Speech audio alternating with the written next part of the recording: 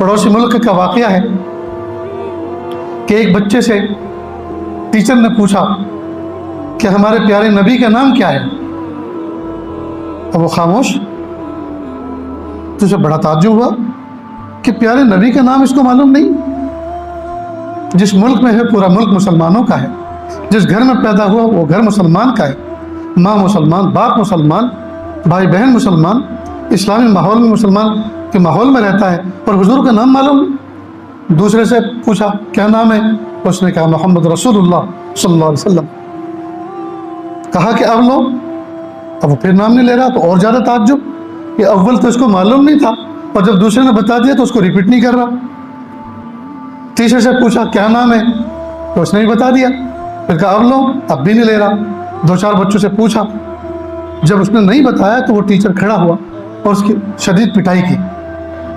बच्चा खूब रोया। इतने में घंटी बजी, रिसेस हो गई, सारे बच्चे क्लासरूम से बाहर निकल गए। थोड़ी देर के लिए 15-20 मिनट के लिए एंजॉय करके खा पी के फिर क्लास में आए। ये बच्चा वापस आया।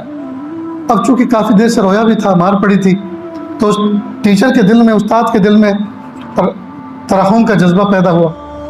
पूछा बेटा इधर आओ, तुम्हें प्यारे नबी का नाम मालूम नहीं?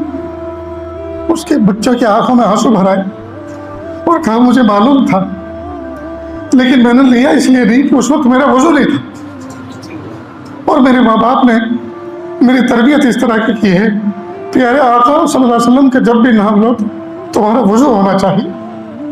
अब चूंकि मैं वजू करके आया हूँ रिसेस में, अब मुझसे पूछिए तो मैं आपको बताता हूँ मेरे आका सल्लल्लाहु अलैहि वसल्लम का नाम यह था, उनके बाप का नाम यह था, उनकी माँ का नाम यह था।